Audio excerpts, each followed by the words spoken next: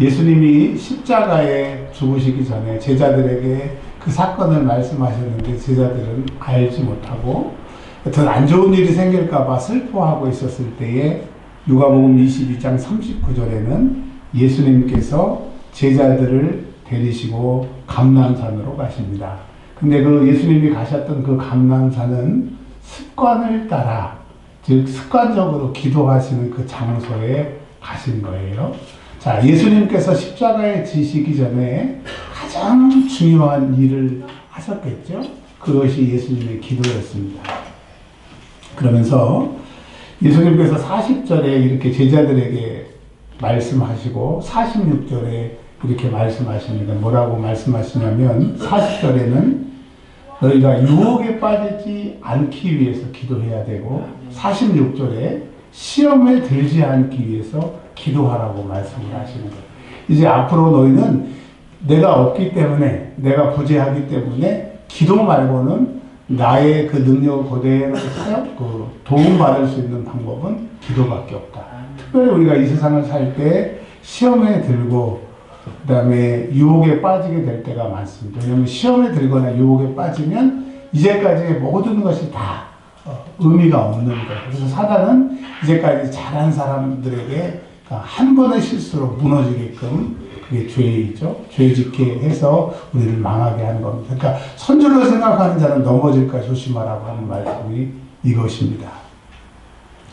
자, 예수님이 제자들에게 이렇게 말씀하시고 41절에 무릎을 꿇고 기도하십니다. 그 기도하시는 내용이 마태, 마가, 복음하고 거의 비슷한데 마태, 마가에서는 그 기도가 3번 반복이 되어 있는데 누가복음에는 딱 한 번만 나와 있어요. 그러나 공통적인 얘기가 이거예요. 그 기도가 뭐냐면 기도의 결론이 하나님 내 뜻대로 내가 원하는 대로 하지 마시고 하나님이 원하시는 대로 해주세요 라고 예수님이 기도하십니다. 이 말은 우리는 알지 못하지만 하나님은 우리를 향하신 계획이 있고 하나님의 뜻이 있다라고 하는 것입니다. 자, 예수님이 이렇게 기도를 하셨는데 그리고 내려와서 보니까 제자들이 자는 거예요. 우리 같았으면 욕을 하든지 궁밤을 뗐든지 아니면 발로 등을 한번 찰 텐데 예수님은 그렇게 얘기 안 하셨어요. 45절에 제자들이 잠든 것을 보고 이렇게 한마디 하십니다. 시험에 들지 않도록 일어나 기도하라. 그리고 끝나셨어요. 제자들은 이 겟세마네 사건을 그렇게 깊게 기억하지 못했을 텐데 나중에 예수님이 이 기도하셨던 그것이 오늘 이제 사도행전 3장의 그 비밀이 밝혀집니다. 제가 3장을 말씀을 드리면서 좀 부연 설명을 드릴게요. 예수님이 부활하신 것을 봤어요. 제자들이 이제 예수님이 부활하신 것, 부활 승천하신 것을 봤기 때문에 선택지는 2가지입니다. 하나는 부활하신 예수님이 확실히 부활하셨으니까 나도 예수님의 그 명령처럼 예수님을 증거하다가 죽음을 각오하든지 아니면 내가 섬겼던 예수님이 해피엔딩으로 부활하셨으니까 그래 예수님은 잘 되셨고 나는 이제 내 삶의 현장으로 돌아간다 라고 하는 2가지의 선택지가 있었어요. 자, 예수님이 승천하실 때 500명이 그것을 봤다고 성경에서는 얘기를 하고 있습니다. 500명이 봤는데 결국은 380명은 부활 승천을 봤음에도 불구하고 마가의 다락방에서 전혀 10일 동안 기도에 힘쓰는 자리가 없었어요. 380명은 자기 삶의 자리로 돌아간 겁니다. 그러니까 여러분, 내가 부활하신 예수님, 죽었다 살아나신 예수님, 성령을 충만히 받으면 내가 바뀔 거라고 생각하지만 여러분, 그 잠시의 경험이 나를 바꿀 수가 없어요. 이게 무슨 말이냐 하면 내가 정말 예수를 위해서 죽겠다라고 하는 이 생각이 딱 굳혀지지 않으면 어떠한 하나에 가지고 내 생각이 바뀌지 않습니다.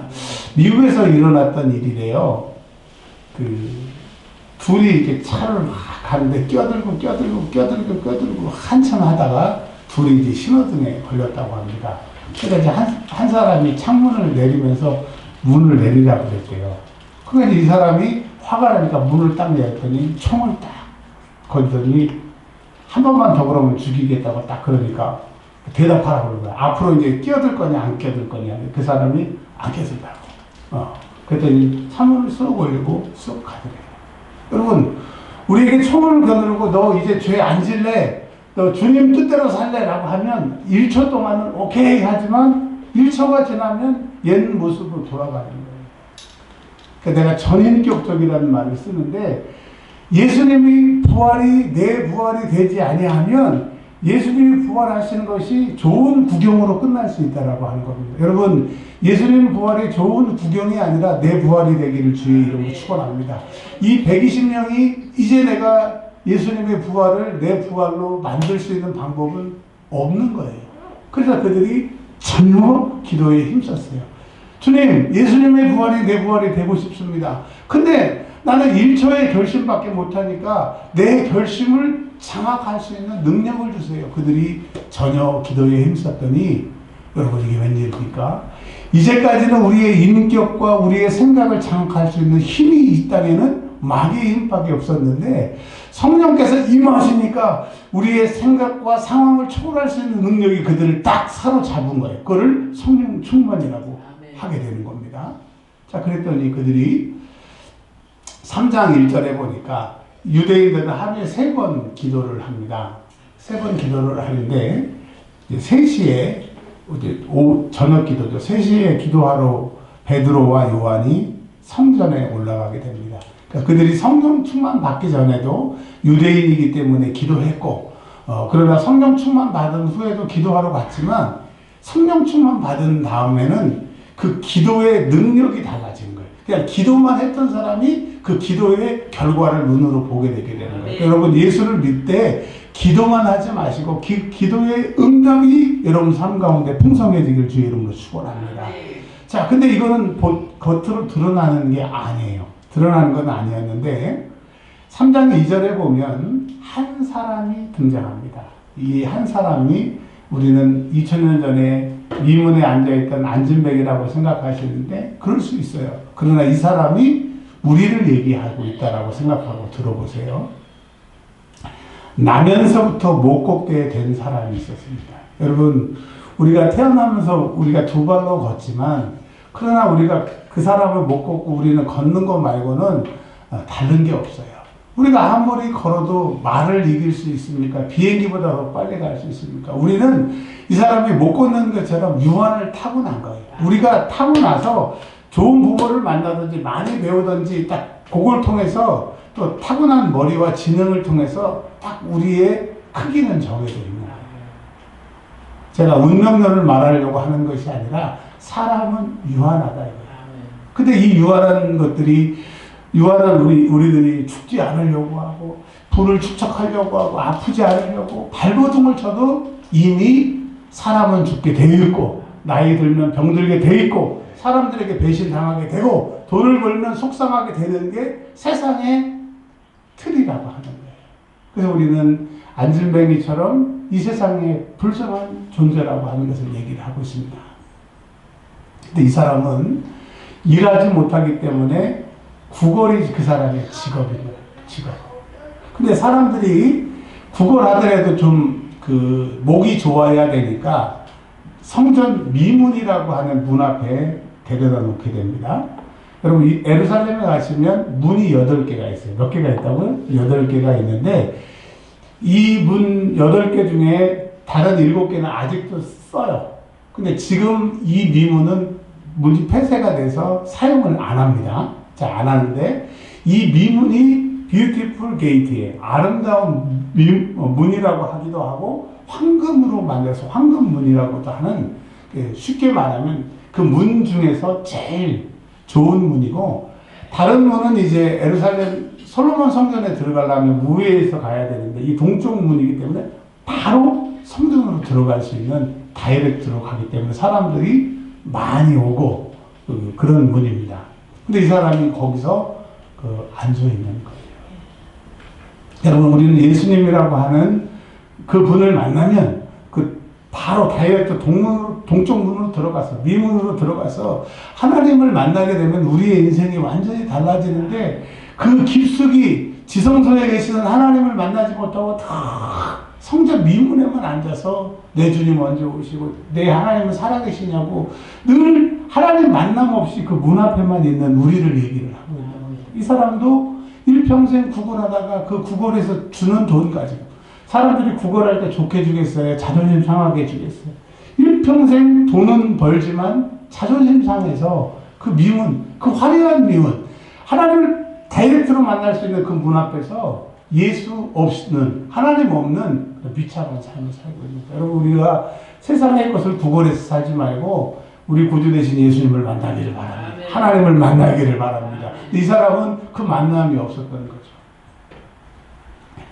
자, 어제도 오늘도 그 베드로와 요한이 기도하러 갔었는데 성령이 충만하니까 이제 성령께서 그를 감동을 시키시는 거예요. 여러분, 이제까지 성령 충만하지 않았기 때문에 내 생각, 내 감동으로 살았기 때문에 힘든 거예요. 근데 성령께서 나를 감동시켜 주시면 성령님은 100% 확실하시고 100% 능력인 겁니다. 베드로 요한에게 감동 주시니까 그 사람을 보게 되게 되는 거예요. 세상의 것만 보고 안 되는 것만 보고 실패하는 것만 봤던 그 베드로와 요한이 성령을 받고 나니까 이제 성령께서 하실 그 사람이 보이게 되는 거예요. 여러분, 우리에게 그런 능력이, 그런 은혜가 있기를 바랍니다. 그 사람을 보고 이렇게 얘기합니다. 나를 보라. 나를 보라. 그러니까 이 사람이 다른 사람들이 이제 동전 몇 개 던져주는데 영 수입이 시원찮은데 나를 보라고 그러니까 이야, 오늘은 대박인가 보다. 오늘 종이돈을 좀 주나 보다. 그리고 쳐다봤더니 이게 웬일입니까? 자기가 원하는 것을 주지 않고 다른 것을 주려고 하는 거예요. 근데 여러분, 결론적으로 보면 이 사람이 원했던 그 돈보다 자기가 일어나 걷게 되는 게 더 큰 것처럼 하나님은 그 사람의 필요를, 또 베드로와 요한은 성령의 감동을 통해서 그 사람이 더 필요한 것을 알고 계시는 거예요. 자, 요쯤 해놓고요. 겟세마네 동산은 다시 한번 돌아갈게요. 자, 예수님은 내일 십자가에서 이제 고난당하시고 고초당하시기 전에 십자가를 바라보시기도 하지만 부활 승천 후에 성령을 받고 미문 앞 안진뱅이를 일으켜 세우는 베드로가 보이는 거지. 요한이 보이는 거. 그래서 예수님이 내일 내가 죽지만 이들을 위해서 기도하지 않을 수 없는 거예요. 하나님, 이들이 나를 버리지 않게 하시고 그 자리를 사수하여 성령 충만히 받아서 그 자리에서 성령의 능력을 사용하는 사람이 될 수 있도록 주여 저들을 시험에 들지 않게 하옵소서. 예수님이 기도할 수밖에 없었거든요. 여러분, 우리는 베드로와 요한의 얘기를 하려고 하는 것이 아니라 지금 내가 세상 사람들의 상처를 받고 내 뜻대로 안 되고 내 계획대로 안 돼서 속상하고 있는 나는 내 모습밖에 보지 못하지만 예수님이 십자가에 죽으시기 전에 괜찮아, 며칠 후에, 몇 달 후에 나의 보내진 성령의 너를 사용해서 네가 나를 통하여서 나의 영광을 위해서 할 일을 내가 알기 때문에 너를 위해서 기도해. 예수님은 베드로와 요한을 위해서만 기도하시는 것이 아니라 저와 여러분들을 위해서 그 십자가에 죽으시기 전 겟세마네에서 기도하셨다는 거예요. 우리가 오늘 살 수 있는 그 힘은 나 위하여 죽으신 예수님, 겟세마네에서 나를 위하여 기도하신 그 예수님의 기도로 오늘 살 수가 있습니다. 내일을 기다릴 수 있으면 그분이 우리의 미래를 아시고 도우시기 때문에 우리가 내일을 살 수 있음을 여러분 기억하시길 바랍니다. 예수님의 그 뜨거운 기도가 그 성령의 충만함으로 결실을 맺게 되어서 베드로가 이렇게 얘기합니다. 나를 보시오. 나를 보시오. 내가 이제 집 나온 지 오래되었고 예수님 십자가에 죽으신다고 이 예루살렘에 온 지 오래되어서 마가의 다락방에서 이렇게 숨어 지낸 지 오래되어서 주머니에 돈도 없어요. 내가 입은 옷도 꾀죄죄해요. 그러나 다른 사람이 없는, 이 세상이 소유해본 적이 없는 그분이 내 안에 계세요. 성령님이 내 안에 계세요. 그 성령을 보내신 예수의 이름이 내 안에 있어요. 이제 내게 있는 것을 겟세마네 동산에서 죽으시며 이 능력이 나에게 올 때까지 참으시고 기도하라고 말씀하신 그 능력이 나에게 임했는데 이제 그 예수님의 기도의 응답으로 당신에게 말합니다. 나사렛 목수의 아들이라고 그랬고 어떻게 하나님을 모욕하냐고 했던 그 사람들이 죽었던 그 나사렛 예수의 이름으로, 즉 이름으로 이 사람이 일어나면 그 나사렛 예수는 하나님의 아들이시라는 거죠. 부활의 진짜라는 거죠. 자, 내가 증명하겠다. 예수의 이름으로 일어나 걸어라. 그랬더니 이게 웬일입니까? 그 사람의 손을 잡아서 일으킨 거예요. 일어날 마음도 없고 믿어지지 않는 그를 선포하고 잡아 당기니까 그가 걷게 된 거예요. 자, 가장 중요한 것은 걷기도 하고 뛰기도 하는데 그거의 그 외형적인 변화보다 그가 성전으로 들어가면서, 이제까지는 성전 미문 앞에서 구걸만 했던, 그냥 하나님의 이름만 알았던 그가 이제 하나님을 만나러, 하나님을 예배하러 성전에 들어가는 역사가 있게 되는 거예요. 성령은 뭐냐? 그냥 하나님의 이름과 하나님의 그 능력만 아는, 소문으로 듣던 사람이 내 하나님을 만나게 되는 게 성령의 능력이라는 거예요. 그래서 그가 하나님을 찬송했다. 여러분, 그가 일어나 걷기 전에는 성전 미문 앞에서 바라보는 사람들을 보고 그 동전통을 바라보면서 하나님을 저주하고, 하나님이 살아계시면 내가 왜 이렇게 태어나야 돼? 하나님이 살아계시면 왜 내 수입이 이렇게 적어? 근데 그에게 나사렛 예수의 이름이 들어오니까 하나님을 찬양하게 되는 거예요. 여러분, 예수의 이름만이 우리를 살릴 수 있음을 여러분 믿으시길 바랍니다. 우리가 영원히 부를 그 이름, 예수 그리스도이신 거예요. 자, 10절에 보니까 어떻게 됐습니까? 사람들이 놀랍게 여겼다는 거예요. 그게 남의 일인 거죠. 예수님의 부활이 그냥 하나의 퍼포먼스였던 것처럼 380명이 그렇게 생각하고 돌아갔던 것처럼, 여러분, 이 안진뱅이는 하나님을 찬양하고 일어나 걷게 되고 새로운 인생을 살게 되는데 나머지 사람들은 그냥 와, 대단하네. 여러분, 하나님이 대단하고 예수님이 대단하신 그 소문만 듣지 말고 여러분의 하나님이 여러분의 인생을 대단하게 바뀌어주시는 그 예수님을 만나기를 바랍니다. 그 예수님을 소유하기를 바랍니다. 그 예수님을 간증하기를 바랍니다. 한 가지만 더 얘기를 하겠습니다.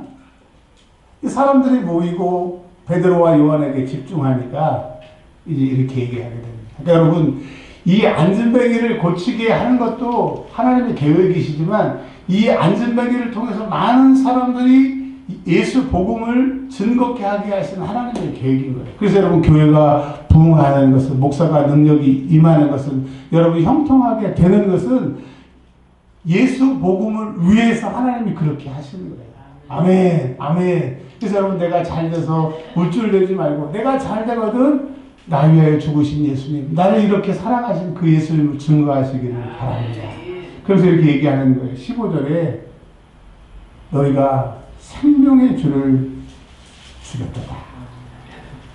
그러나 그 예수가 살아난 것을 우리가 증인이 되었다라고 얘기를 해요. 사람들이 그 얘기를 들으면서 이상하다.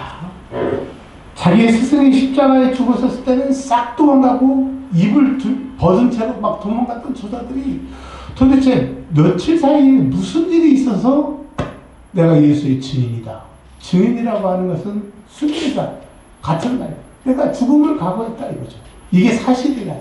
아니 도대체 저들이 며칠 사이에 저렇게 전인격적으로 바뀔 수 있는 게 뭘까? 라고 하면서 그 얘기를 듣는 거예요. 그랬더니 19절에 대답을 해줍니다. 그래, 그 답은 그러므로 너희가 회개하고 돌이켜 너희 죄 없이 함을 받으라. 우리도 똑같은 사람이었는데 회개하니까 이렇게 되더라. 회개하니까 성령 충만하게 되고, 성령 충만하니까 성령이 나를 장악해서 죽음을 이기게 되는 사람이 된 것처럼 너희도 죽을까봐 일평생 죄의 종노릇하다가 죽어서 지옥 가지 말고 예수 죽인 것을 회개하고 예수 안 믿은 것을 회개하고 나처럼 성령 충만하여 예수를 충만하라. 이렇게 얘기한 거예요. 여러분, 이 얘기는 우리에게 말하고 있습니다. 이제까지 능력 없이 예수를 믿어서 성전 미문 앞에만 있는 남이 만난 그 하나님만 듣지 말고 이제 회개하여 예수를 만나고 성령 충만해서 그 예수를 전하는 저와 여러분들이 되시기를 바랍니다. 이제 한 가지만 더 말씀을 드릴게요. 22절에 모세가 말하되 주 하나님이 너희를 위하여 너희 형제 가운데서 나 같은 선지자 하나를 세울 것이니 너희가 무엇이든지 그의 모든 말을 들을 것이다.